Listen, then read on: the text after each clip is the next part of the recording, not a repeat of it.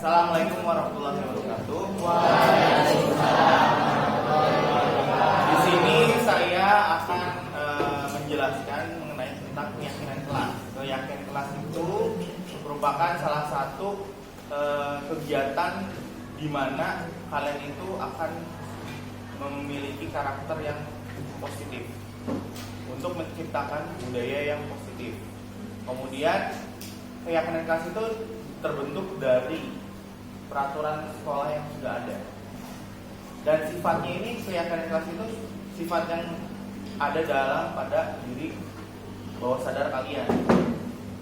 Jadi tidak dipaksa, tetapi kalian menjalankan itu dengan tulus dan benar-benar untuk mencapai manusia yang beradab tentunya. Dan di sini saya di depan ada keyakinan kelas. Silahkan kalian tuliskan yang ada di note, yang stick note yang sudah saya bagikan. Keyakinan kelas apa yang kalian sepakati bersama-sama. Nanti di depan ditempelkan ke papan tulis ini dan kalian akan meyakininya. Jadi keyakinan mana yang akan kalian yakini dari beberapa stick note yang sudah dibagikan ke teman-teman kalian dan diyakini untuk menjadi keyakinan kelas dan akan ditempelkan di whiteboard ini, ya. Oke, silakan kalian menulis keyakinan kelasnya sekarang ya.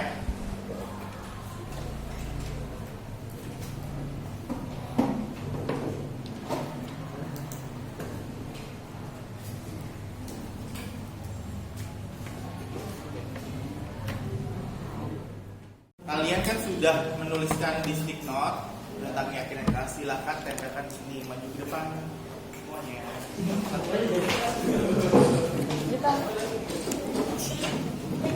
Nah, bapaknya tutup apa? Bapaknya tutup apa?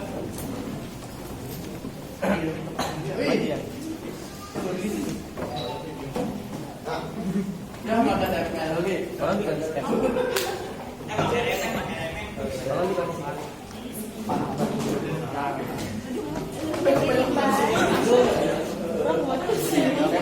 Balakan beda, Pak.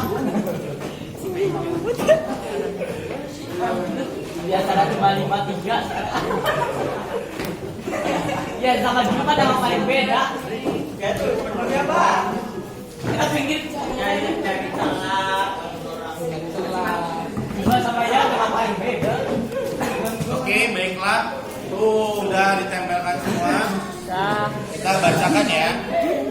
Sini, kamu bekerja sama tanpa memilih-milih teman dalam hal apapun. Setuju? Setuju. Tidak berbicara kotor dan beribadah dengan tepat waktu. Segawon. Setuju? Kemudian hilangkan kebiasaan bercanda saat guru sedang menjelaskan dan perhatikan penjelasan yang sedang guru jelaskan. Oke. Kemudian piket sesuai dengan jadwal piket yang benar. Setuju? Setuju. Menghargai dan menghormati teman yang di kelas. Oke, itu sangat penting ya. Iya. Kemudian datang ke sekolah tepat waktu itu harus diyakini ya.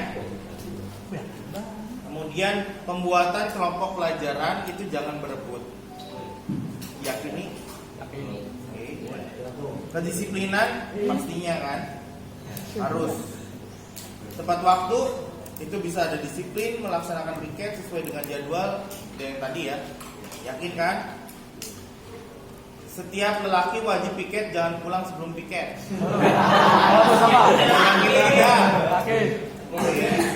Ya, jadi supaya besoknya tidak telat, jadinya kalian pakai piket dulu sebelum pulang. Makan dan minum sesuai dengan jamnya. Makan dan minum sesuai dengan jamnya, maksudnya istirahat. Jadi tidak saat yang lain-lain. Mungkin boleh minum di sela-sela ini, tapi tidak boleh makan maksudnya.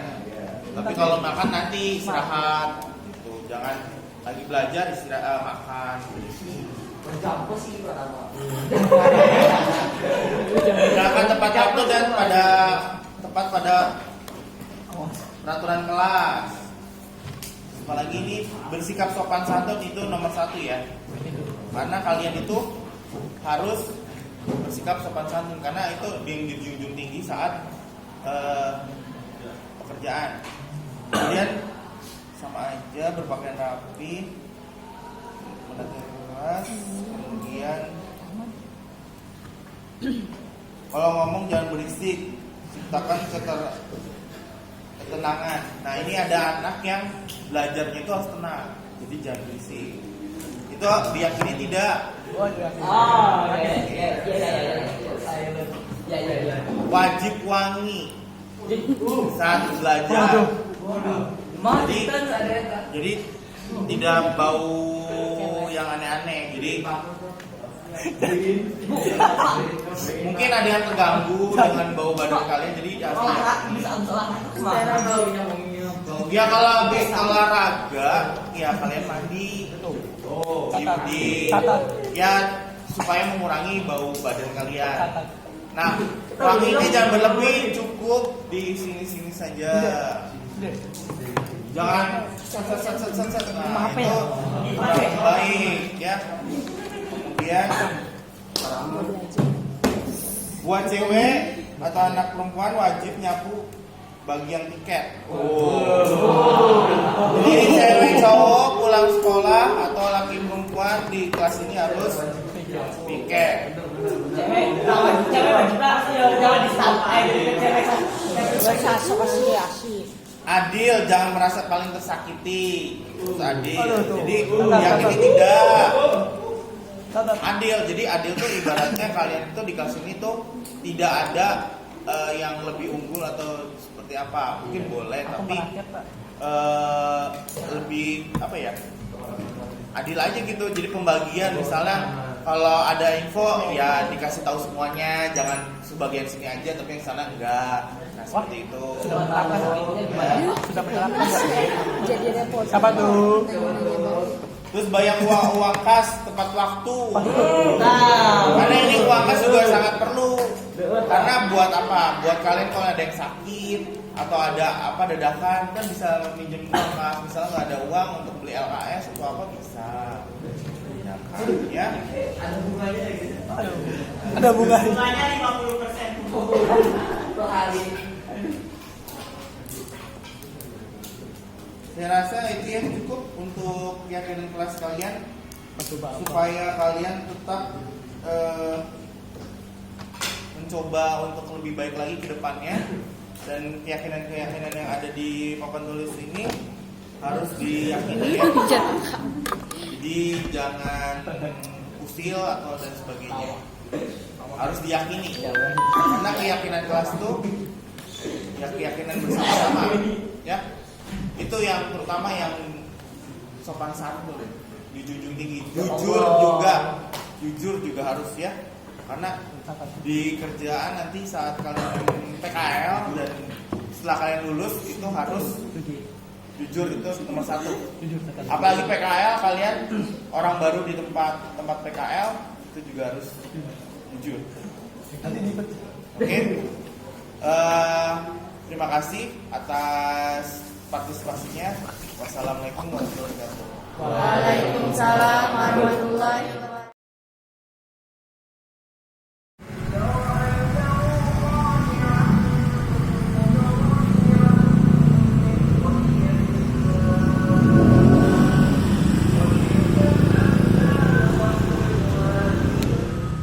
Assalamualaikum warahmatullahi wabarakatuh.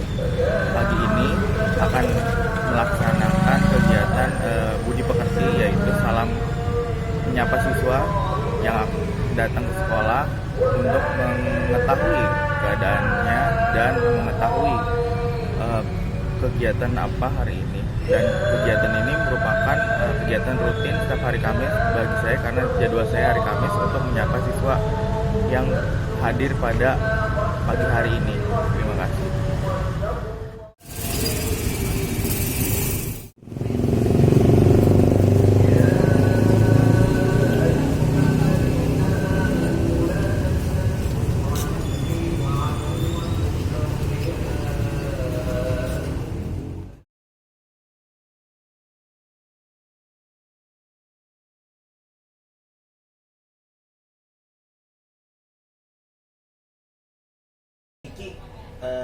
pagi tadi saya dengar laporan dari guru piket di gerbang oleh Pak Ilman saat kamu masuk sekolah. Sepertinya kamu ada masalah ya. Ada yang bisa Bapak bantu? Apa yang terjadi tadi pagi nih? Coba jelaskan. Ya Pak, pas tadi pagi tuh saya pas mau masuk sekolah di gerbang, saya buka jaket, terus gak sengaja baju saya keluar. Oh gitu. Kamu lari ya tanpa salam ke Pak Ilman, dan baju yang dikeluarkan dari celana seperti gitu aja jalan gitu tanpa salam. Iya Pak. Niki, ada informasi yang kamu mau tambahkan dari kejadian yang tadi pagi? Saya tidak bermaksud melakukannya, tapi Seperti apa? tapi saya tidak sengaja Pak. Apa yang kamu tahu kalau kamu tuh berada dalam masalah saat ini tuh, Niki? Iya Pak. Baiklah, Bapak di sini bukan mencari siapa yang salah. Bapak di sini untuk mencari penyelesaian sama-sama, berpikir sama-sama tentang apa yang terjadi dan kita lakukan untuk memperbaiki situasi ini. Kamu pasti melakukan itu ada alasannya. Pasti kamu terburu-buru untuk masuk ke kelas, ya kan? Iya Pak. Ya, Bapak bisa melihat kamu merasa biasa dan terburu-buru melakukannya. Tetapi yang kamu lakukan itu tidak mencerminkan anak sekolah dan terlihat tidak rapi saat masuk sekolah, kemudian tanpa salam lagi, dan kamu tidak menghormati orang lain dan lingkunganmu. Iya Pak. Tapi kamu mencoba bebas dan merasa senang. Menurut Bapak, ada cara untuk mendapatkan rasa senang tanpa menghormati dan bebas. Bagaimana menurut kamu, Niki? Kita harus bersikap sopan santun dan rapi, menghormati orang lain dan diri sendiri Pak. Oke. Coba sekarang kamu bercermin nih. Coba cermin. Cermin sekarang ya.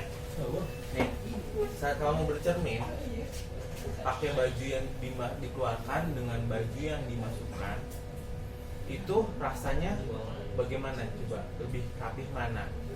Atau bagaimana perasaan kamu? Kemudian ada orang tadi begitu saja lewat tanpa kamu salam. Nah, itu yang kamu rasakan itu bagaimana?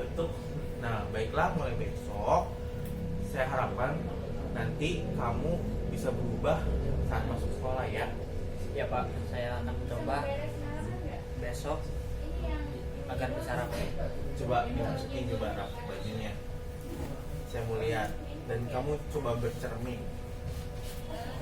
Besok harus sudah rapi ya. Nanti saat masuk kerja juga sama, harus rapi, tidak boleh tidak rapi. Dan ini untuk apa? Diri kamu sendiri kan, menghargai kan. Coba lihat di cermin, rapi mana? Rapi sekarang Pak. Oke, ya udah. Besok silahkan keluar ruangan ya. Kasih ya. Iya Pak. Video Hijau. Jadi warna hijau. Ya udah nggak apa-apa hijau. Iya sih Pak. Kelihatan. Iya sih. hijau. Oh, ayo kater ya. Ini jadi ini buka hijau. Bukan hijau. Berarti cuma nyampur. Assalamualaikum warahmatullahi wabarakatuh. Terima kasih Bapak Ibu Guru yang sudah hadir di acara hari ini untuk aksi nyata modul 1.4. Saya Arif Budiman sebagai calon guru penggerak angkatan 7 Kabupaten Cirebon dari SMK Negeri 1 Lemah Abang Cirebon. Dan tidak pula rasanya untuk hormat kepada Ibu Kepala Ibu Haji Oon Fatona MSI, kemudian para Bapak Ibu Waka yang sudah hadir di acara ini, dan rekan-rekan yang berbahagia, rekan-rekan guru tentunya. sebagai rekan saya untuk menjadi partner saat kegiatan guru penggerak ini. Baik, di sini saya akan membahas tentang budaya positif. Budaya positif. Baik, saya sebagai calon guru penggerak angkatan 7, kemudian saya punya moto menjadi pribadi yang memberikan dampak positif bagi seluruh yang ada di lingkaran saya, kemudian tergerak, bergerak, dan menggerakkan. Itulah moto saya. Oke. Materi hari ini refleksi filosofi pendidikan nasional Ki Hajar Dewantara, nilai dan visi guru penggerak, dan budaya positif. Di sini materi yang saya akan sampaikan merupakan materi yang sudah saya pernah dapatkan dari pembelajaran guru penggerak selama beberapa bulan lalu dan akan menjadikan aksi nyata saat ini dan sudah melakukan 4 minggu untuk melakukan aksi nyata. Kemudian tujuan pendidikan Indonesia yaitu menuntun segala kodrat yang ada pada anak-anak agar mereka dapat mencapai keselamatan dan kebahagiaan yang setinggi-tingginya, baik sebagai manusia maupun sebagai anggota masyarakat. Di sini di garis besar kan tujuannya itu segala kodrat yang ada pada anak-anak. Jadi fokus pada kodrat anak-anak karena setiap anak itu memiliki kodratnya masing-masing, tidak ada yang sama. Contohnya seperti kita atau petani menanam padi. Benih padi ditanam, kemudian hasilnya ada yang baik, ada yang buruk. Walaupun sebagai petani sudah memberikan pupuk, pengairan yang baik, kemudian inseminasi yang baik dan sebagainya, tetap saja hasilnya pasti ada yang baik dan buruk. Dan itu yang digambarkan oleh kita sebagai pendidik di Indonesia ini. Anak sebagai benihnya yang sudah ditanam oleh orang tuanya, tapi kita sebagai guru yaitu sebagai petaninya yang menjaga mereka dan sebagainya. Seperti Malika, Bapak Ibu ya, seperti itu. Pastinya ada yang baik dan buruk. Jadi gimana dan bagaimana benih tersebut mengikuti kodratnya. Baik. Dan kita tahu Bapak Pendidikan Indonesia itu yaitu siapa, Bapak Ibu?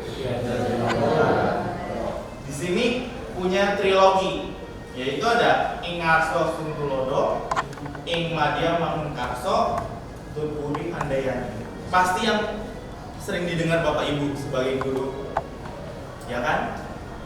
Di sini Ing Ngarso Sungtulodo yaitu guru yang memberikan keteladanan. Guru, kita sebagai guru itu harus memberikan keteladanan. Contohnya dari atas sampai bawah itu pasti dilihat oleh siswa atau murid. Jadi kalau di depan kelas pastinya atau di lingkungan sekolah pasti akan diteladani. Oleh karena itu kita sebagai guru ya harus diteladani. Ya kita harus bagaimana di depan siswa. Ya dari sikapnya dan sebagainya. Jangan sampai siswa itu bilang gurunya itu seperti itu dan sebagainya. Jangan seperti itu. Jadi kita harus sudah jadi guru, sudah yakinkah kita jadi guru, benar-benar jadi guru ya harus bisa meneladani. Jangan semaunya aja. Kemudian Ing Madya Mangunkarso, guru yang memberikan semangat, yaitu guru yang sering memberikan semangat, motivasi saat pembelajaran di dalam pembelajaran tersebut. Pastinya tidak hanya mengajarkan materi saja, tapi guru harus memberikan semangat, dorongan supaya anak didik kita itu menjadi anak yang terarah. Kemudian ada Tutpuri Handayani, guru yang memberikan dorongan dan arahan.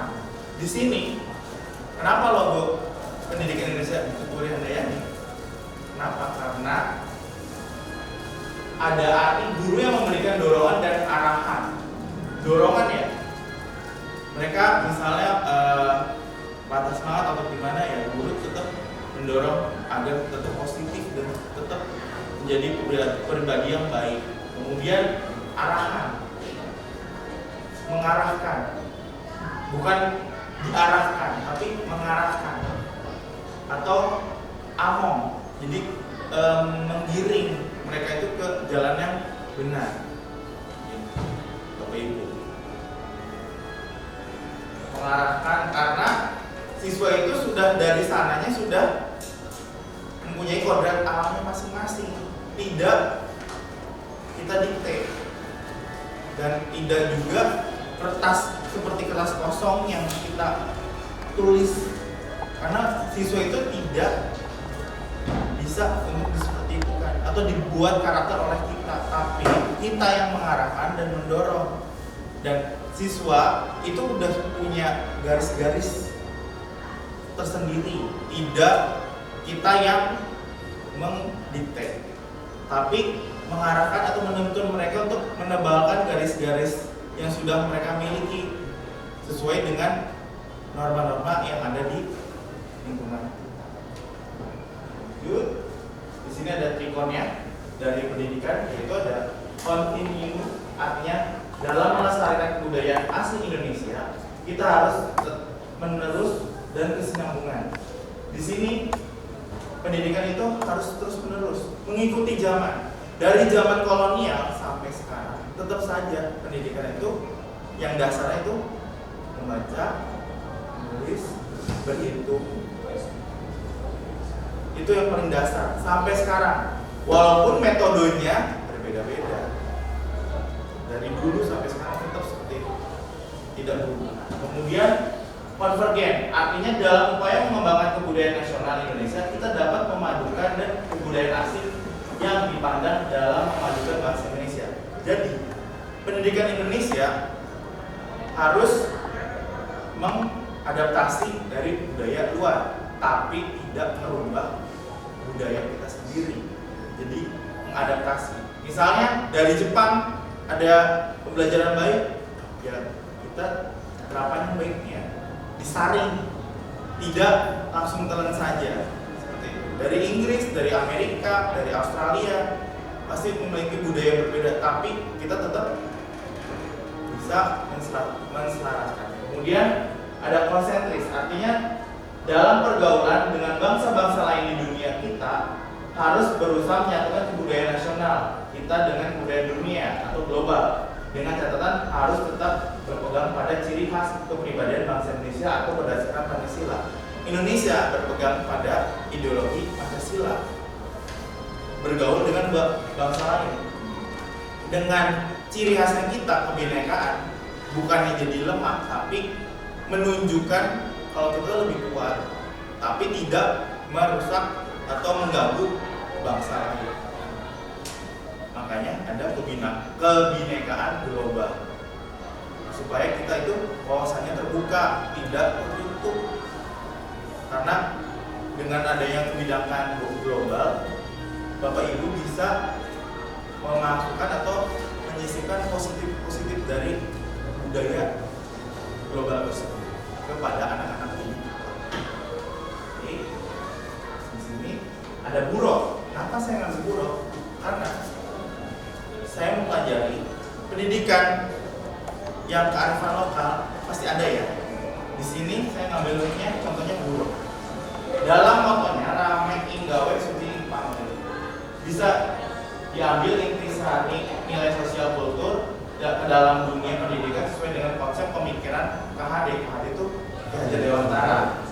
Di antaranya gotong royong atau bekerja sama, kreatif, bertanggung jawab, kebersamaan, saling menuntut, panca indera dan nilai kemanusiaan. Dari pemikiran KHD tersebut membuat pendidikan Indonesia tetap menjadi lebih baik. Kemudian di sini contohnya buruk. Kenapa? Di buruk itu kita ambil yang positifnya, kita tebalkan yang positifnya, bukan yang negatifnya ya. Karena dilihatnya kalau buruk itu suka ada yang negatifnya ya Bapak Ibu, mabuk dan sebagainya. Tapi kita lihat positifnya, kita berkacamata positif. Di sini menghasilkan talent setiap individu. Pasti setiap anggota buruk itu punya talent masing-masing. Ada yang mengatur, ada yang punya sebelah sini, ada yang harus sebelah sana dan sebagainya. Kemudian menuntun pemain agar mencapai tujuan. Maksudnya tujuannya kan dari lokasi A ke lokasi B. Otomatis harus ada yang menuntun di depannya, ya kan pemain buruk itu. Kalau tidak ada penuntun, nanti mereka buruknya kemana-mana. Tidak, harusnya tujuannya ke A malah ke B, seperti itu. Kemudian bekerja sama antar pemain yang di depan dan di belakang itu harus kerja sama. Kalau tidak kerja sama nanti akan tidak terkondisikan buruk itu. Kemudian disiplin waktu, yaitu ada jedanya, ada disiplin waktu saat lagunya berjalan itu harus sampai sini, goyangnya seperti ini, harus goyangnya seperti itu. Bertanggung jawab di sini apa? Ya bertanggung jawab atas perannya sebagai buruk dan memainkan sebaik-baiknya. Ya penumpangnya tidak jatuh. Kasihan Pak, anak kecil Pak soalnya. Kemudian pengajaran kecakapan hidup. Kecakapan hidup kenapa? Mereka itu buruk itu kan dari mitologi, makhluk mitologi yang isomirot. Di situ ada kecakapan hidup. Bulog itu cepat sekali sampai ke Sidratul Muntaha, dinaiki oleh Nabi Muhammad. Nah itu sebagai kecakapan hidup. Untuk ke lokalnya, mereka itu bertahan hidup untuk mencari nafkah. Baik, lanjut. Nilai dan visi guru penggerak. Di sini ada profil pelajar Pancasila, kemudian ada berpihak pada murid. Oke, lanjut. Di sini untuk mencapai ke sana, di sini ada nilai dan visi guru penggerak. Ada roda emosi kucing. Di sini ada beberapa karakter yang akan ditimbulkan oleh Bapak Ibu atau manusia terutamanya. Ada kagum, percaya, paksa. Itu satu lempengan. Kemudian ada nikmat, gembira, tentram, itu satu lempengan juga. Atau satu kelopak lah. Ini bentuknya seperti bunga. Kemudian ada duka, sedih, termenung dan sebagainya.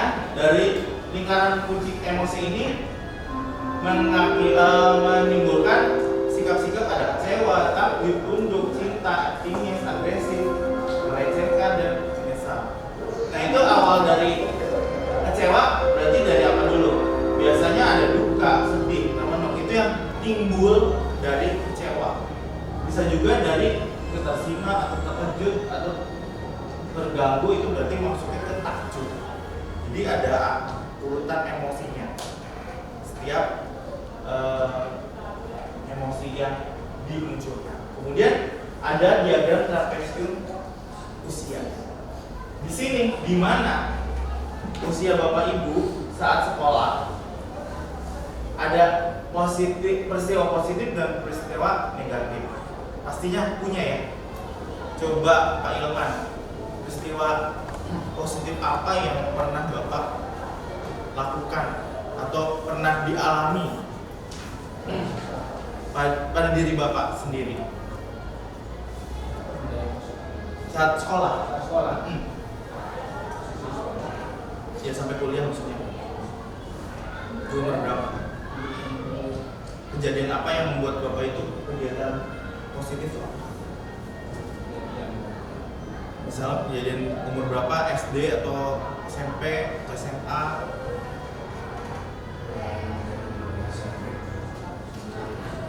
Contohnya seperti apa? Iya.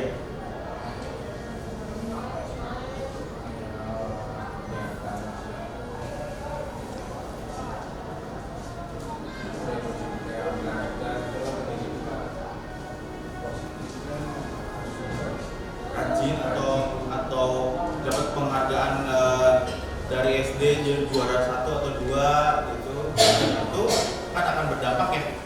Kemudian kalau peristiwa negatifnya atau ditilang atau di mana gitu.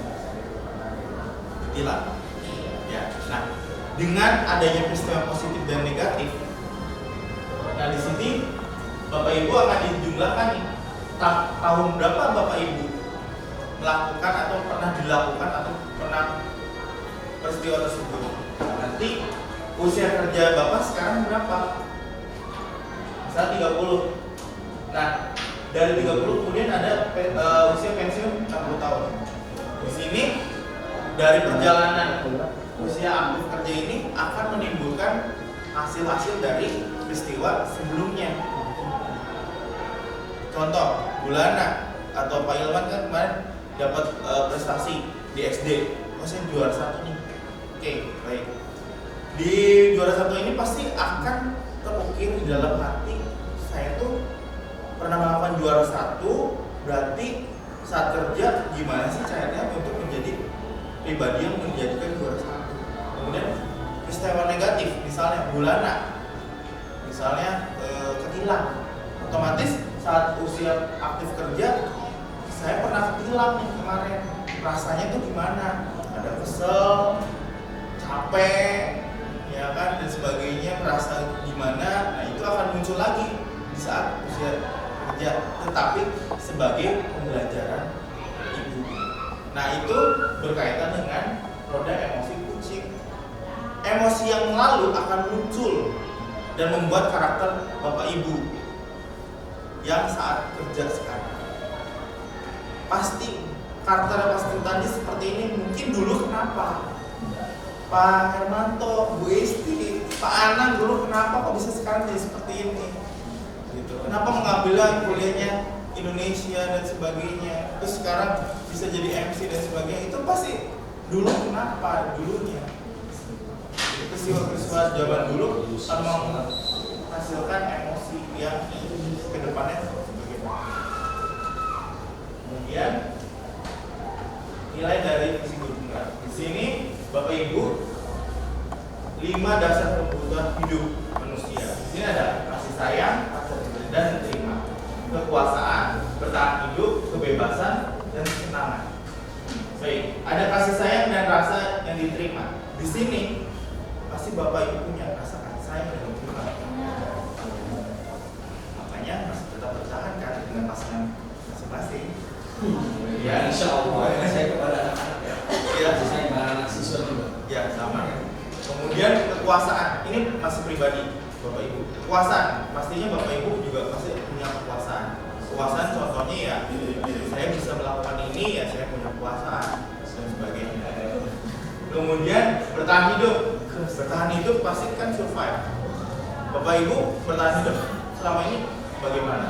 Pastinya kan makan, tidur. Nah, pasti kan itu akan untuk mempertahankan hidup pasti kan akan kerja yang keras dan sebagainya. Survive. Kemudian kesenangan, pastinya senang dong kalau kita harus refresh Sabtu Minggu dengan keluarga tercinta, jalan-jalan ke Hermanto, ke Lembang dan sebagainya. Kemudian kebebasan, freedom, pasti Bapak Ibu punya kebebasan. Saya Bapak ingin bebas. Bebasnya seperti apa? Ya, misalnya mainan HP itu udah kebebasan. Kemudian bebas untuk berekspresi, mendengarkan musik di mobil, menggunakan headphone, juga kan kebebasan Bapak Ibu. Itu gaya-gaya Bapak Ibu. Kemudian di sini dilihat ada usia wiraga, raga, indra, imajinasi, bermain, kemudian belajar, eksplorasi, pengalaman, dan rasa pikir. Itu umur 0 sampai 8 tahun. Itu termasuk taman indria atau TK, PAUD atau SD. Itu karakter anak yang saat itu. Atau Bapak Ibu punya anak yang seumuran itu namanya wiraga. Jadi pasti mereka menggunakan indra, raga, imajinasi, bermain. pokoknya aktif, sangat aktif bisa. Kemudian ada wirama, tanggung jawab, pembiasaan irama sehari-hari, jadwal rutin, selaras dengan sesama dan semesta. Biasanya di umur SD kelas 6 sampai SMP, SMP SMA, SMA sampai kuliah. Di situ mereka akan muncul wirama mereka, yaitu tanggung jawab, pastinya punya tanggung jawab. Akan berbeda dengan wiraga. Mungkin wiraga masih anak-anak, kalau wirama mungkin remaja sampai remaja. Dan itu akan muncul dari 5 kebutuhan dasar hidup dan disandingkan dengan ini. Dari kebutuhan dasar hidup pasti akan bisa bertanggung jawab atau pembiasaan seperti apa. Dari ke 5 dasar kebutuhan hidup itu, kalau misalnya tidak ada yang tercukupi, pasti akan mencari. Contoh, kekurangan kasih sayang, pasti akan mencari. Bisa negatif, bisa positif. Tergantung murid tersebut dan sebagainya. Ya. Kemudian kalau kekuasaan pasti ada. Kalau kurang kekuasaan, contoh, ada kasus anak misalnya tidak diberikan tanggung jawab untuk misalnya bermain atau dan sebagainya. Jadi di rumah aja. Udah kamu di rumah aja. Nah, itu kan pasti dia kekurangan kekuasaan. Kalau misalnya di luar, dia pasti akan jadi anak yang bandel dan sebagainya, suka mukul atau jahil dan usir. Berarti itu kurang kekuasaan. Tidak ada kekuasaan, misalnya tanggung jawab yang diberikan penuh pada dia, anaknya atau murid itu, untuk mendapatkan sesuatu. Oke, kita lanjut. Nah, dari yang tadi mengakibatkan profil selanjutnya Pancasila. Di sini anak harus memiliki beriman, bertakwa kepada Tuhan Yang Maha Esa dan berakhlak mulia. Kemudian berkewilayahan global, kemudian bergotong royong, kreatif, bernalar kritis, dan mandiri. Dari sifat tersebut atau nilai-nilai tersebut menjadi satu, menjadi profil pelajar Pancasila. Nah, kita sebagai guru harus bisa dan membentuk ke 5 karakter, 6 karakter atau nilai tersebut harus dimiliki. Ya, beriman berarti kan punya agamanya masing-masing. Kita tidak bisa memisahkan agama mereka dan percaya mereka dengan dibeda-bedakan, karena mereka punya keyakinan juga tentang Tuhannya mereka masing-masing. Kemudian kebijakan global itu, jadi anak dibiasakan mengetahui dunia luar, tidak lingkup rumah abang saja. Jadi harus tahu di luar itu seperti apa, globalan itu seperti apa, supaya tidak ada pemikiran yang kurang update, ya, mentok. Jadi ada yang tentang lokalnya langsung tersinggung dan sebagainya. Tidak ada yang toleransi. Di sini butuhnya itu toleransi antara keyakinan yang lain dan yang lainnya. Kemudian bergotong royong, itu pasti dipakai banget dari zaman dulu. Bergotong royong. Nilai itulah yang sangat dipakai oleh Indonesia untuk menjadi Indonesia maju. Pernah jadi kabinet gotong royong, ya kan Bapak Ibu. Kemudian kreatif. Di sini siswa dituntut untuk kreatif. Makanya diberikan kebebasan. Ada kebebasan dari 5 dasar kebutuhan hidup ini, bisa nih muncul kreatif. Bapak Ibu, kreatif ini pasti tidak dipatok. Misalnya Pak Sutandi, Pak Anang memberikan materi pembelajaran di kelas, dibebaskan. Silakan memilih, berkreasi. Tidak ada patokan-patokan yang membuat mereka itu menghilangkan kreativitas mereka. Kemudian bernalar kritis. Nah, di sini mungkin dalam penugasan solusi-solusi masalah yang ada, yang update sekarang diberikan atau disisipi pada pembelajaran di kelas. kemudian ada mandiri. Mandiri itu berarti dia itu bisa belajar mandiri tanpa harus disuruh. Oh ya, saya harus ikut pelatihan A. Oh ya, baik, saya ikut pelatihan B. Atau belajar sendiri dari YouTube, dari apa.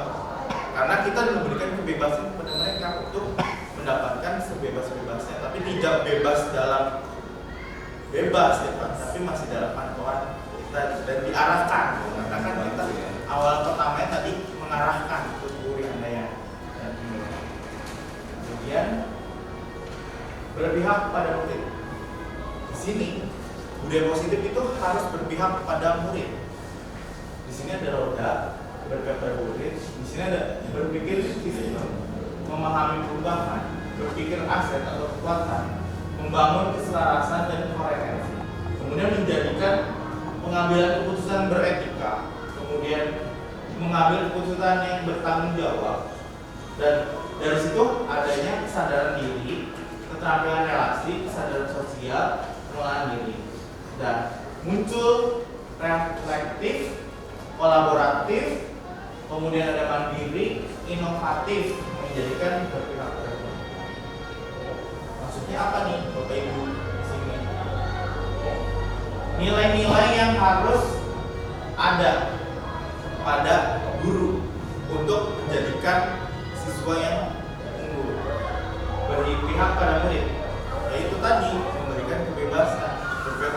Misalnya siswa harus diberikan sertifikasi, ujian untuk apa? Menggunakan LSP, karena sertifikat itu harus bisa buat kerja. Berarti kan kita berbeda pada murid, tidak berbeda pada kita sendiri atau sekolah. Kemudian mandiri, memberikan kita itu mandiri, kita ikut PPG, kemudian kegiatan seminar dan sebagainya, itu kan kita mandiri. Oh, berarti kita tuh bisa mempelajari diri kita sendiri atau menambah ilmu yang ada. Maksudnya mengikuti kegiatan seminar A dan B, Pak Hermanto, Nurwanto, Bu Isti, itu pasti kan mandiri. Mandiri itu ya berusaha membangun dirinya sendiri yang lebih baik. Kemudian kolaboratif. Di sini ada beberapa guru, ada guru BK, TKJ tentunya, dan guru maupun yang lain untuk menjadikan sebagai keilmuan yang baik gitu. Saling bersinergi. Misalnya Pak Sutandi menghadapi murid ini, tapi tidak tahu ilmunya bagaimana, pastinya menanyakan guru BK. Ini harus dibagi mana? Makanya di sini guru kita harus berkolaborasi. Tidak hanya di guru saja, tapi bisa di luar. Contoh kayak MGMP, membuat komunitas praktisi. Di TKJ ada namanya komunitas praktisinya TKJ Ceria. Seperti yang kita pernah lakukan. Kemudian adanya guru tamu, kemudian studi banding, MOU itu juga termasuk kolaborasi. Inovatif merupakan yang harus kita miliki juga. Bu Isti punya inovatif pembelajaran seperti ini. Pak Hermanto, Pak Sutandi, kemudian Pak Ari. Contohnya inovatifnya apa? Membuat media pembelajaran, minimal media pembelajaran, tapi di luar itu bisa yang lainnya, olahraga atau materi yang bisa dilakukan. Ini seperti apa nih yang baiknya? Originalitas dari Bapak Ibu untuk menjadi. Kemudian ada peran. Kita harus mempunyai peran menjadi pemimpin pembelajaran. Bapak Ibu di sini harus menjadi pemimpin pembelajaran dari kegiatan sekolah, pembelajaran di sekolah. Pemimpin pelajaran itu berarti Bapak Ibu sudah mempunyai nilai yang ada di atas, kemudian dicurahkan ke menjadi pemimpin pelajaran. Jadi Bapak Ibu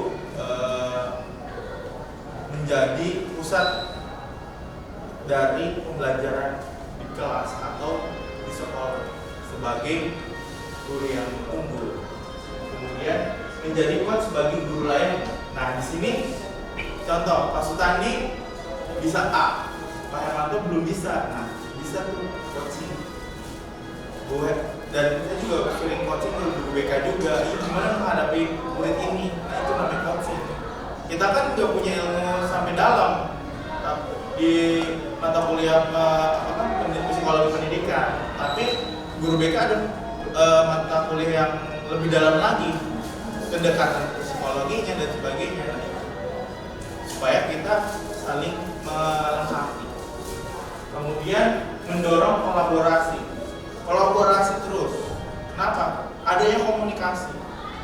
Makanya saya harapkan di kelas-kelas juga adanya kelompok-kelompok pembelajaran, karena supaya mereka dapat berdiskusi dan kolaborasi antar murid, supaya tidak ada individualis dan menjadikan pemimpin nantinya. Kenapa bisa menjadikan pemimpin anak SMK? Kita di SMK ya, kan jarang sekali anak SMK yang jadi pemimpin tuh, 1-2, banyaknya jadi Cikarang, guru dan sebagainya, karena mereka tidak dibiasakan bekerja kelompok dulunya, tidak ada komunikasi antara temannya. Kalau ada komunikasi, otomatis nanti saat kerja dia bisa berkomunikasi untuk meningkatkan karirnya atau bagaimana. Makanya kadang-kadang yang jadi pemimpin banyaknya anak SMA, bukan SMK, karena SMK pembelajaran kurang kolaborasi. Dan contohnya kayak UKK saja, itu ujiannya sih mandiri, dia fokus pada dirinya sendiri, tidak berkelompok. Nah itu, dia nilai punya sendiri, tidak kelompok, otomatis akan membentuk karakter seperti itu. Nah, untuk merubah itu harus berkolaborasi. Kemudian mewujudkan kepemimpinan murid atau student agency, bisa mendatangkan alumni ke sekolah yang sudah mempunyai ilmu atau pembendaharaan yang lebih baik lagi dalam pembelajaran atau menjadikan guru tamu. Akhirnya murid alumni itu merasa dihargai. Dengan itu dia bisa memberikan pengarahan kepada adik kelas, role model seperti itu Bapak Ibu. Kemudian siswa-siswa yang atau beda kelas atau beda jurusan, misalnya seperti kemarin ada workshop OTKP yang menjadi pemateri dari anak TKJ yang membuat aplikasi surat masuk, surat keluar, sharing.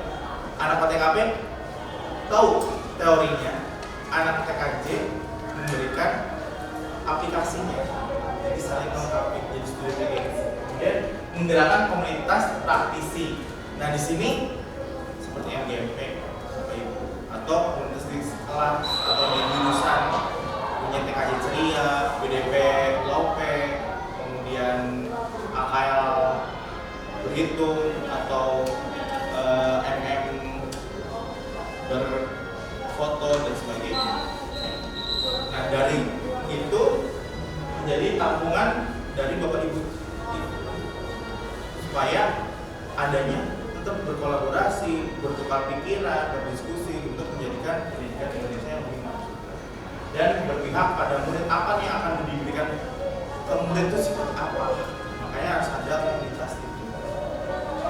Baik, selanjutnya inilah contoh-contoh kegiatan yang berpihak pada muridnya sudah saya lakukan.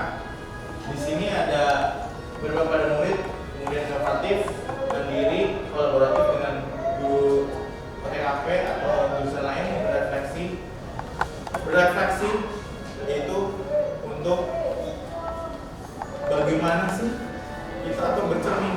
Kalau Bapak Ibu bercermin, misalnya, aduh rambut saya harus disisir sebelah sini, kan harus dibenarkan, langsung dibenarkan. Ibu-ibu pasti sering bercermin karena aduh ini kurang poles atau ini aduh lipstiknya kok luntur, nah langsung dibenerin. Nah seperti itu, makanya harus butuh refleksi. Setiap kegiatan harus berefleksi, Bapak Ibu harus. Karena kenapa? Karena untuk kemajuan kita depannya. Oke, selanjutnya visi guru penggerak mengimpikan murid di masa depan dan ada bagian bagja.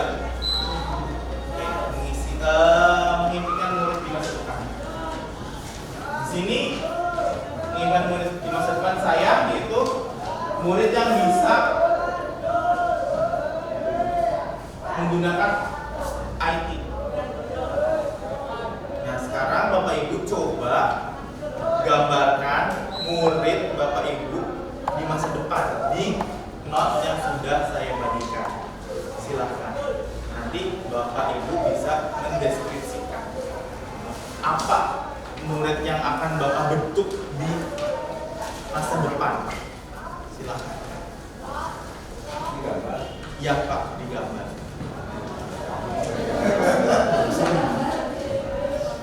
Gambar atau kata-kata nih Pak? Digambar Pak. Digambar. Cita, ya seperti ditanyakan dulu cita-citanya apa dan sebagainya. Itu untuk menggambarkan mereka di masa depan seperti apa. Dan kita akan membentuk mereka tuh maunya seperti apa. Tapi bukan didikte ya, tapi memberikan arahan atau dorongan untuk menjadikan sedokter ya, jadi kan harus bagaimana kita mengarahkannya.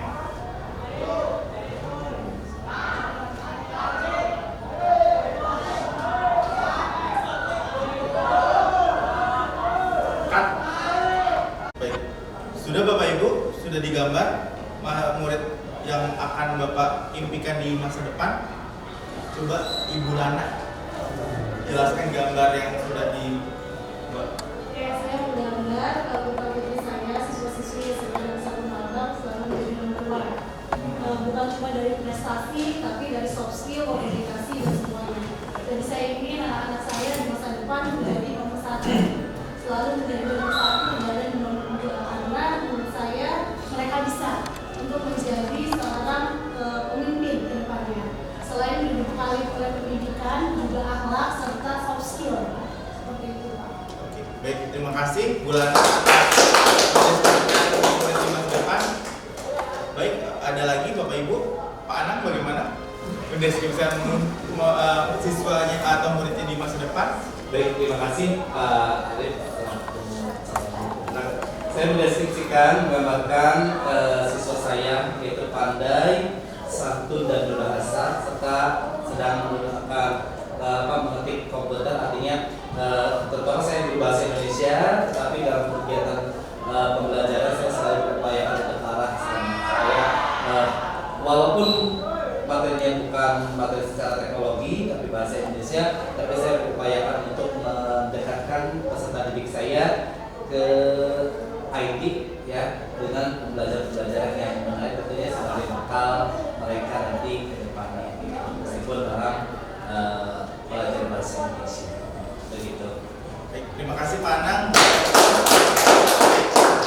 Dari mengimpikan murid di masa depan Bapak Ibu bagus sekali, sangat setuju karena kita harus memiliki impian yang benar-benar akan terwujud nanti Indonesia. Kemudian bagja di sini untuk menghasilkan murid yang diimpikan Bapak Ibu, kita menggunakan bagja dan ada yang prakarsa perubahan. Apa itu bagja? Yaitu B, buat pertanyaan. A, ambil pelajaran. G, gali impian. J, jabarkan rencana. Kemudian ada alur atur eksekusi untuk menghasilkan yang Bapak Ibu impikan. Oke. Buat pertanyaan, apa sih dan bagaimana sih bisa seperti itu, untuk menjadikan seperti itu anak kita menjadikan pribadi yang seperti apa. Kemudian ada ambil pelajaran itu dari yang sudah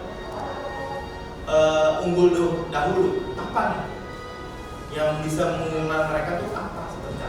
Kemudian gali impian, jadi bermimpi Bapak Ibu nanti kedepannya tuh bakalan seperti ini anak kita tuh sebagainya dengan yang kita impikan, maka sekarang bakalan kita.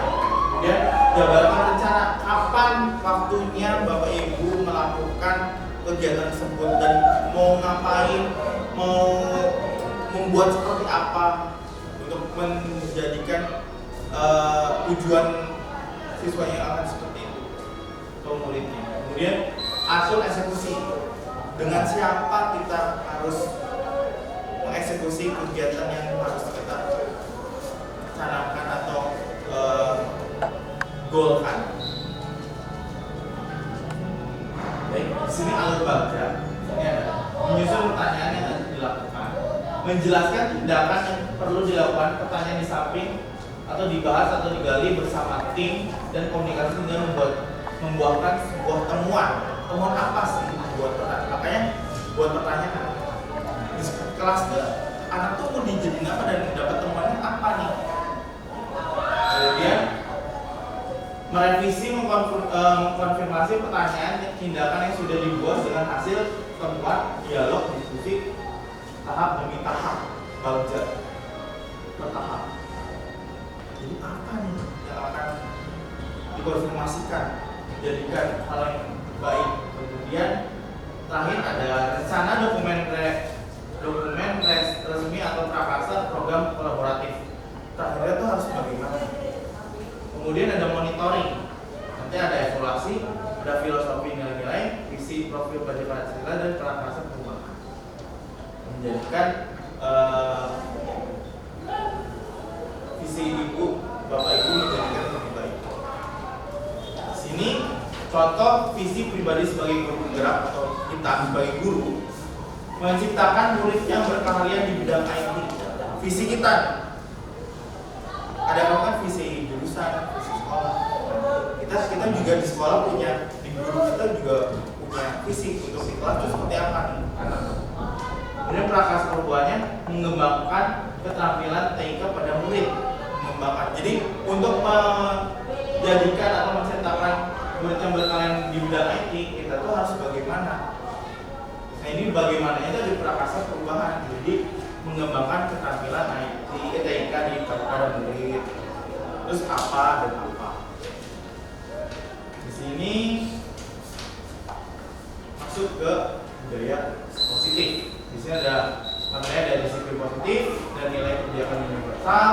Kemudian ada teori motivasi, hukuman dan penghargaan, restitusi, keyakinan kelas, kebutuhan dasar manusia dan dunia berkualitas, restitusi 5 posisi kontrol, kemudian restitusi segitiga restitusi. Ini di sini disiplin positif. Untuk mencapaikan budaya positif pasti harus ada disiplin positif. Teori kontrol, teori pilihan dari William Glasser. Di sini Anda tidak bisa mengontrol orang lain, hanya Anda yang bisa mengontrol diri Anda sendiri. Kemudian di sini ada disiplin belajar kontrol diri dengan menggali potensi kita agar tercapai tujuan mulia, yaitu sesuatu menjadi seseorang yang kita inginkan berdasarkan nilai-nilai yang kita hargai tadi untuk menjadikan siswa murid yang diinginkan seperti apa. Kemudian ada semua perilaku memiliki tujuan, teori motivasi, ada ekstrinsik dan intrinsik. Ekstrinsiknya itu untuk menghindari hukuman, untuk mendapatkan imbalan. Itu dari luar. Jadi dia termotivasi karena itu. Kalau ada yang intrinsik dari dalam dirinya mereka, itu untuk menghargai dirinya sendiri, nilai-nilai kebajikan universal dan keyakinan kelas. Ini harus ada di gunung X. Yang muncul tuh harus bagaimana? Di dalam tuh seperti apa? Kalau di dalamnya baik, akan muncul di permukaan itu akan baik juga. Kalau di dalamnya buruk, pasti akan muncul buruk. Kemudian metode berpikir menang-menang, kemudian kolaborasi dan konsensus menciptakan pilihan baru. Di sini ada 5 posisi kontrol. Di sini ada penghukum, pembuat rasa bersalah, ada teman atau pemantau, lalu ada manajer. Nah, dari 5 posisi kontrol yang paling baik digunakan yaitu manajer. Kita sebagai manajer memanage orang itu seperti apa. Nah, itu untuk menghargai dirinya sendiri. Di situ untuk sebagai manajer. Kalau yang ini opsional, sesuai dengan situasi. kita itu hidup harus fleksibel, bisa fleksibel, tapi ada yang lebih baik, kenapa tidak? Kemudian ada segitiga restitusi, menstabilkan identitas, validasi kebutuhan, dan menanyakan keyakinan. Di sini alurnya, dan akan mengambil dari 5 dasar kebutuhan hidup manusia. Jadi untuk menyelesaikan suatu permasalahan itu pasti dilihat dulu nih kebutuhan manusianya, bagaimana itu murid. Kalau murid itu ada yang kurang, nah itu kita harus selesaikan dengan segitiga restitusi. Kemudian di sini ada realitas kebutuhan, kita berusaha memahami pandangan orang lain tentang dunia. Setiap orang memiliki gambaran berbeda. Ya, setiap orang pasti mempunyai gambaran yang berbeda. Lanjut, di sini ada makrodisiplin. Nah, contoh, coba Bapak Ibu, ada nggak barang yang berharga yang Bapak Ibu pakai? Misalnya cincin deh, cincin.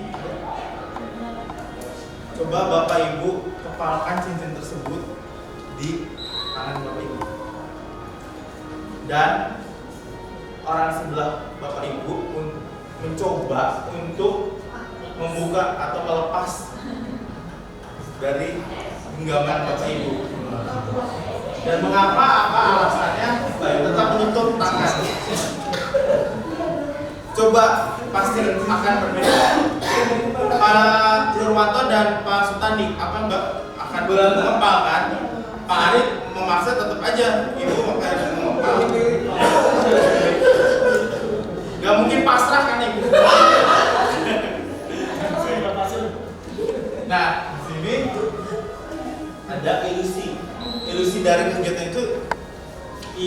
Guru mengontrol murid. Yang mengontrol murid siapa tuh? Pastinya kan. Kemudian ada ilusi bahwa kritik dan membuat orang merasa bersalah dapat menguatkan karakter di spill atau diomongin gitu untuk supaya membuka genggaman tangan. Kemudian ilusi bahwa semua penguatan positif efektif dan bermanfaat. Kemudian ilusi bahwa orang dewasa memiliki hak untuk memaksa. Nah, jadi kita tuh bisa memaksa murid. Ilusinya seperti itu supaya genggaman yang berharga itu bisa terbuka. Kemudian nilai-nilai kebijakan universitas itu nilai-nilai yang mulia yang ada pada diri kita. Misalnya berdermawan, kemudian tertib, hormat, dan sebagainya.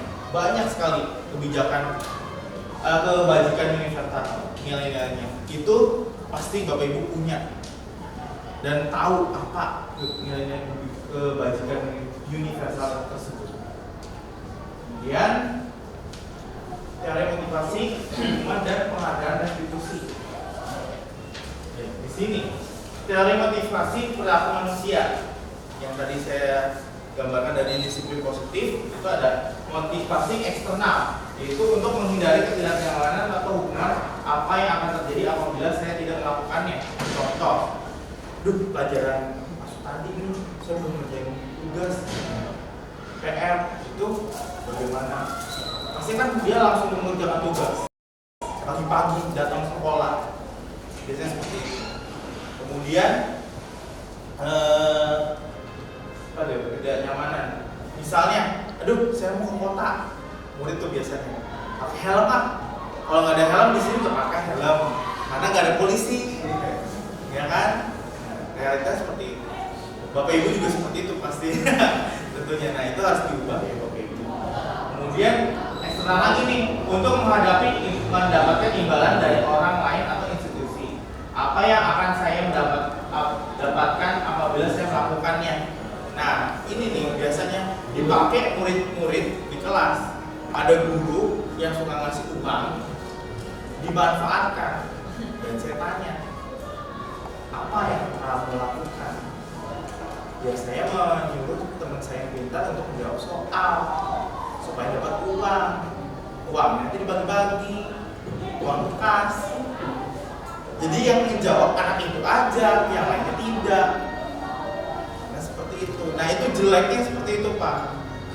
kita terus akhirnya kan oh ini suka dia kasih lagi yang jawab tetap aja anak itu, tapi sebenarnya anak itu sebagai agen untuk menyalurkan uang ke temennya. Nah, itu kan jadi jelek. Jadi jelek, tidak manajer. Kemudian motivasi internal itu untuk menghargai dirinya sendiri. Saya akan menjadi orang yang seperti apa bila saya melakukannya. Contoh, saya menjawab soal ini supaya apa yang saya nanti di depannya. Buat nilai tinggi itu buat apa? Saya tuh di pelajaran cabling itu buat apa nanti di depannya? Jadi ke depannya itu buat apa? Jadi ada manfaat juga buat dirinya sendiri. Saya berhitung, saya melakukan ini, saya bisa berbahasa Inggris itu bagaimana? Berarti nanti saya ke depannya kerjanya di mana? Jadi adanya ada tujuan disiplin positif, otomatis untuk mencapai bagaimananya pasti anak akan disiplin. Contoh, saya ingin pintar bahasa Inggris, otomatis anak tersebut pasti akan mendengarkan lagu, mendengarkan podcast. Setiap hari ini ada bahasa Inggris, pasti dia akan tahu jadwalnya. Nah, itu kan disiplin waktu. Oh iya, tahu waktunya kapan saya harus berbahasa Inggris, saya harus melakukan hal ini dan ini. Kemudian kalau misalnya saya harus bisa pemrograman, berarti kan setiap jam sekian, kalau hari ini pukul sekian, saya itu harus di depan laptop. Itu sudah mulai disiplin dia, positif. Oke, dihukum oleh penghargaan. Hati-hati Bapak Ibu untuk memberikan kepada siswa. Bahwa penghargaan berlaku sama dengan hukuman. Dalam arti meminta atau membujuk seseorang melakukan sesuatu untuk memenuhi suatu tujuan tertentu dari orang yang meminta atau membujuk. Dorongannya eksternal dan akan ada faktor ketergantungan. Beberapa dampak dari pemberian penghargaan. Nah, di sini ketergantungan. Jadi anak tersebut akan berketergantungan. Dia anak TK aja mas dikasih bebek, dikasih ini, anak pakai PKP juga. Jadi ada ketergantungan nanti. Nanti kalau ada pelajaran ini kita harus ini sikapnya begini katakan supaya dapat beng atau dapat apa. Nah itu di sini pengaruh jangka pendek dan jangka panjang pasti akan berjangka itu nanti ke depannya dan membuat karakter siswa itu menjadi kalau tidak nanti saat kerja dilandasinya seperti itu kita nggak ada uangnya ngapain kerja. Kemudian penghargaan menghukum. Nah itu juga, kemudian penghargaan mengurangi ketepatan, kemudian penghargaan tidak efektif, jadi salah sasaran, kemudian penghargaan merusak hubungan gara-gara dia sering dikasih uang, siswa akhirnya kamu mah ini jadi nggak mau berteman. Kemudian dihukum oleh penghargaan menurunkan kualitas. Saking seringnya dikasih penghargaan akhirnya dia udahlah biasa aja lah, dan nanti juga dikasih uang atau dikasih imbalan. Jadi anak yang tadinya pinter bisa begini gara-gara sering dikasih penghargaan jadi lupa akan kedisiplinannya. Penghargaan mematikan kreativitas. Contohnya seperti apa Bapak Ibu bisa digambarkan? Mematikan kreativitas. Contoh misalnya membuat video biasa aja tapi dikasih nilainya besar. Nah akhirnya kan dia tidak mau mencoba hal yang baru yang lain. Iya. Gitu. Kemudian penghargaan mengurangi motivasi intrinsik jadi menurun. Wah nanti juga dikasih. Dari sini ada pengakuan apresiasi kebajikan. Pembukaan biasanya. Kemarin saya perhatikan rasa empatimu besar sekali pada saat menolong murid baru di sekolah kelas kita. Ya, nilai kebajikan di sini ada rasa empati yang besar. Kemudian saya menghargai kepedulianmu pada saat kamu membantu teman-temanmu di tugas kelompok. Jadi kata-kata inilah yang membuat mereka itu terinspirasi, mulai kebajikannya muncul. Jadi jangan dilihat anak ini nakal tuh kenapa ya, kenapa bagaimana harus dihargai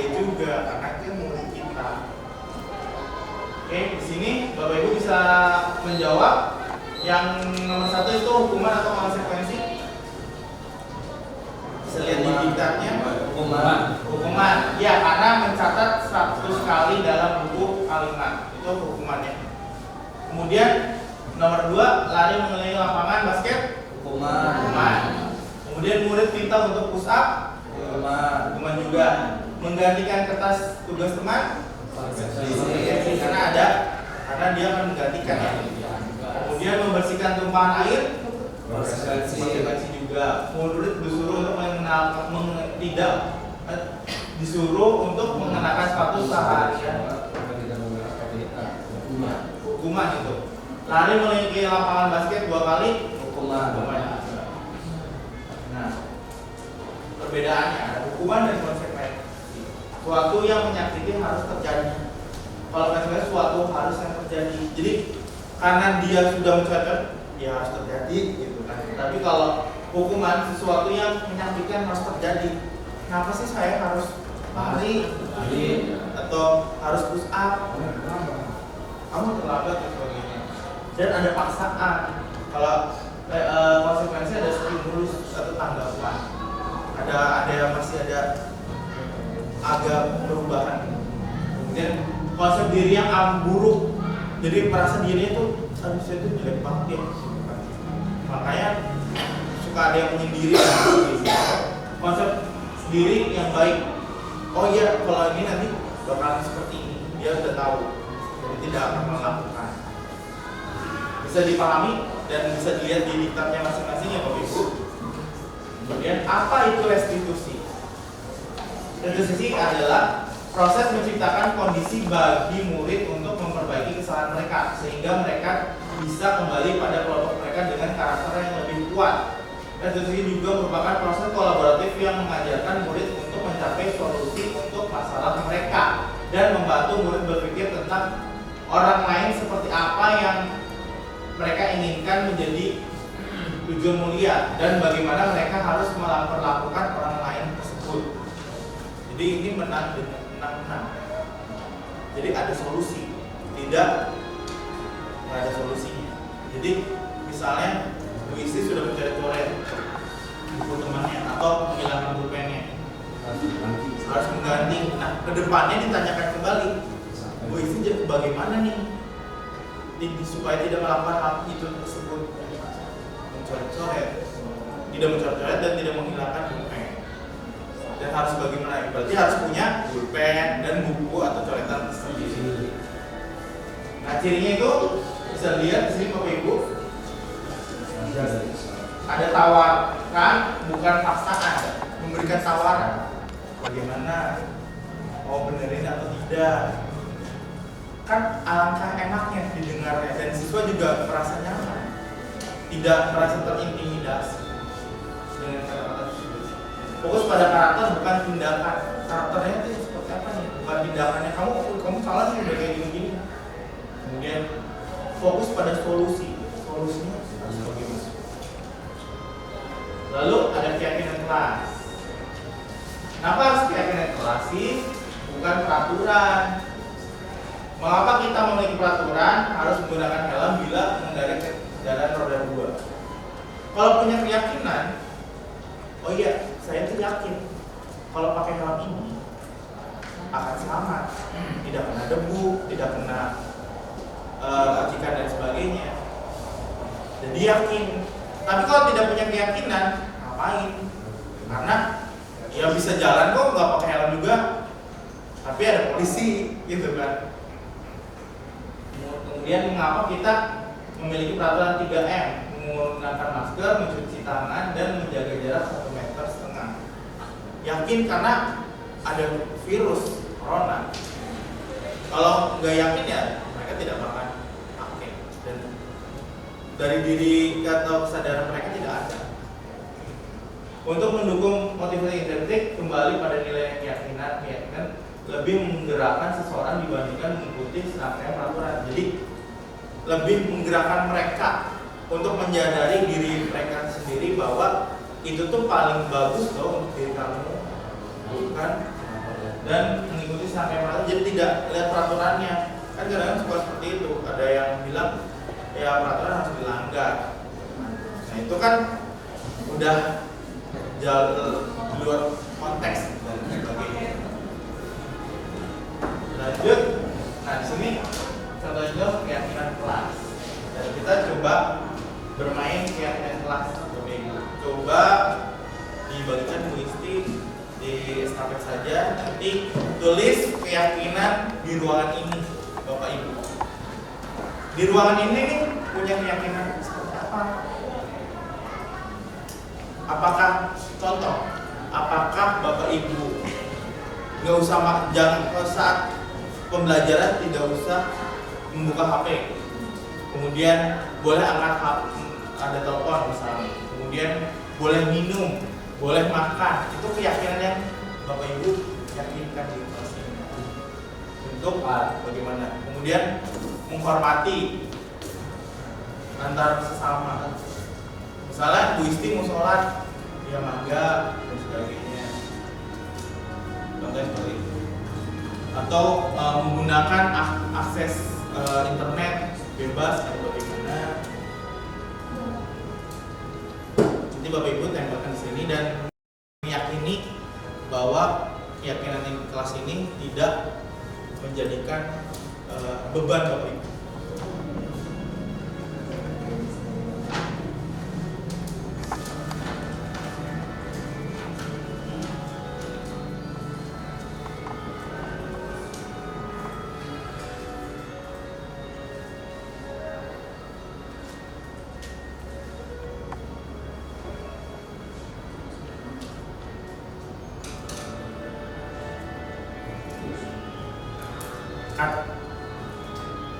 Baik, Bapak Ibu silakan kalau sudah silakan tempelkan di sini.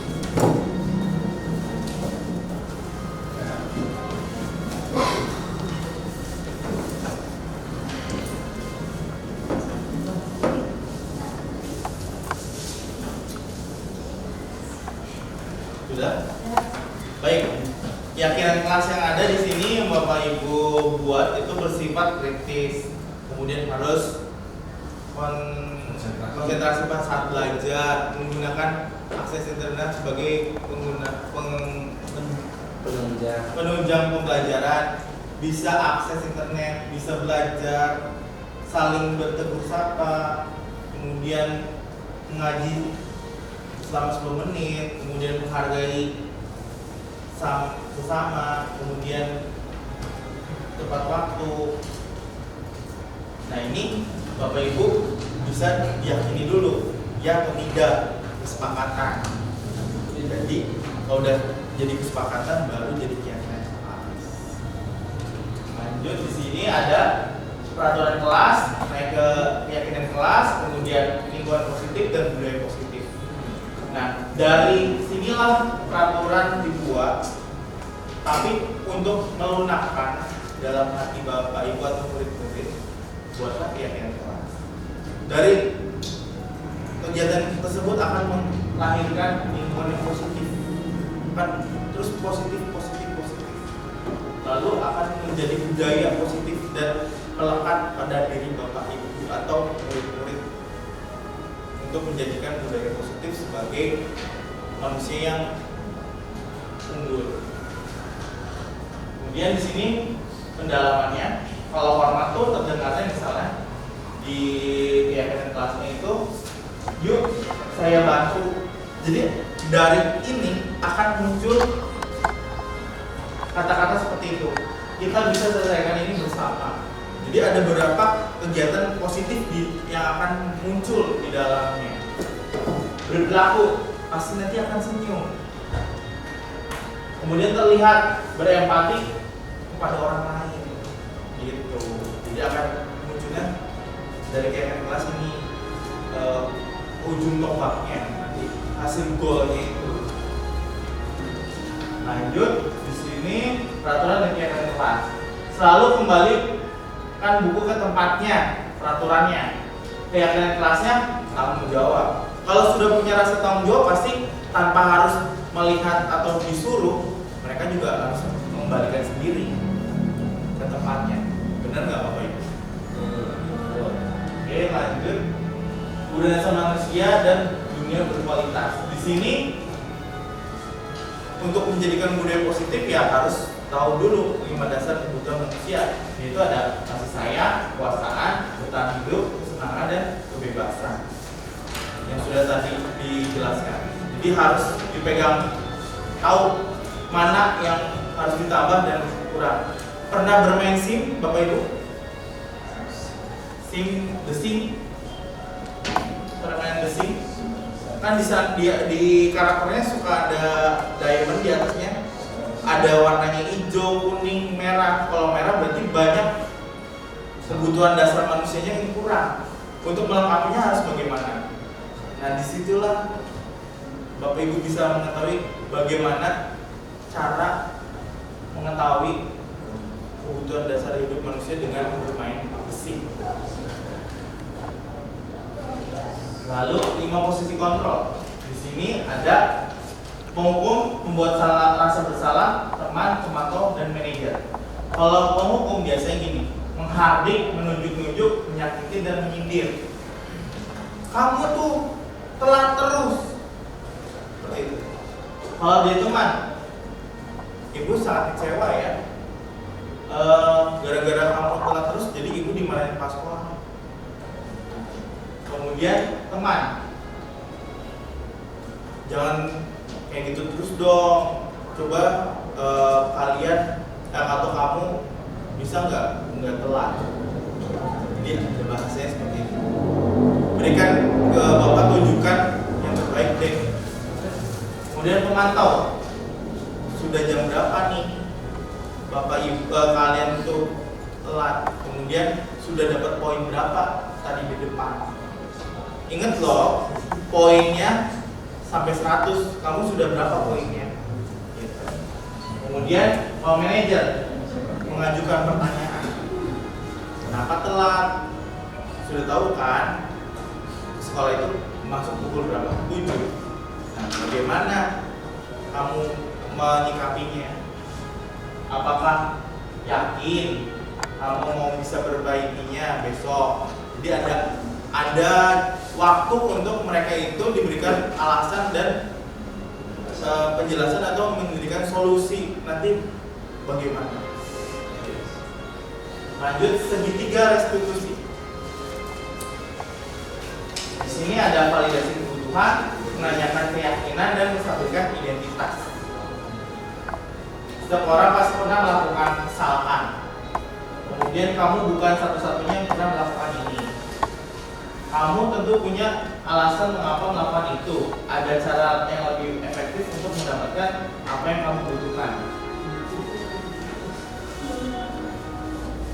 Nah, biasanya awal-awal kalau ketemu anak yang bermasalah atau murid yang bermasalah, berikan dulu nih, semua orang pernah melakukannya dan sebagainya. Bukan kamu aja kok yang salah, tapi dengan nada yang rendah, jangan tinggi. Kemudian memvalidasi, kenapa sih kamu bisa telat, kamu bisa begini tuh bagaimana, kok main game aja di kelas.